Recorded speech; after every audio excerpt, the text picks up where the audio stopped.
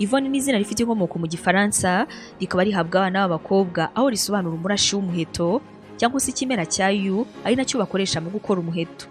Yvonne rero ni umuntu ukunda ubuzima bwa wenyine cyane, ariko kandi akanakunda kugira inshuti cyane, ku buryo kumusobanura mu bijyanye n'imibanire ye n'abandi usanga ari ibintu bigoranye cyane. Yvonne aba ari umuntu ukunda kuba hamwe n'inshuti, ariko icyarimwe akanakunda ubuzima bwa wenyine, akaba yumva ari bwo bumuhesheje amahoro n'umutuzo. Ku bw'ibyo rero ukaba usanga akunze gushyingirwa akuze cyane, ni gake uzasanga ba Yvonne barashyingiwe bakiri abana. Iyo bafite ukwizera rero usanga ari abakobwa bazi kubishyiramo imbaraga cyane kandi bakanabyigisha abandi. Ni umukobwa ukunda cyane umuryango we, ku buryo kwibasira abakomokaho cyangwa se abamukomokaho, ahubwo wamwibasira wenyine. Yvonne yanga ibintu biguma uko byahoze, kuko akunda impinduka, agakunda gutembera kandi akaba yoroshya ubuzima cyane. Yvonne aba ari umuntu wigwizaho inshuti cyane ku buryo bworoshye, ndetse rimwe na rimwe kuko akunze kuziha umwanya cyane zikaba zamutenguha, dore ko abatekereza yuko ibyo zimubwira byose ari ukuri.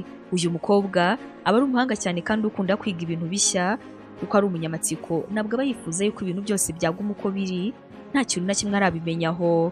Yvonne aba akunda kuba umuntu uhuze cyane, ntabwo akunda kwicara nta kintu arimo gukora. Ni umuntu udapfa kwibagirwa, gusa nubwo ateye gutya ntabwo yita ku byo abandi bamuvugaho cyangwa se bamutekerezaho. Ni umukobwa yikorera ibye, ubundi yarangiza akikomereza ubuzima. Agaragaza amarangamutima cyane, ndetse iyo akiri umwana usanga aba ari inkubaganyi, yurira ibiti ndetse n'ibindi bintu byose bidasanzwe usanga Yvonne abikora. Mu bijyanye n'urukundo, Yvonne azi gutanga urukundo, ku buryo yarwinjiyemo aba ameze nk'umuntu uri mwihangana, ntabwo wapfa kumucika yagukunze. Ni umukobwa w'indahemuka cyane mu gihe cyose wamubaniye neza, gusa ariko mu gihe cyose wamubabaje mu rukundo cyangwa se wamubaniye nabi, urukundo rwe rurashira burundu, ku buryo utanatekereza yuko yigeze kugukunda. Mu gihe akwiyumvamo uba ubasha kubibona, ndetse n'igihe byarangiye rwose nabwo ubasha neza kubibona. Imirimo itandukanye Yvonne ashobora gukora harimo ijyanye no kumurika imideri, imirimo ijyanye no kwisobanura nko kuba yaba umunyamakuru, hamwe no kuba yakora ibintu bijyanye n'ubugeni, kuko usanga byose ari ibintu ashobora gukora.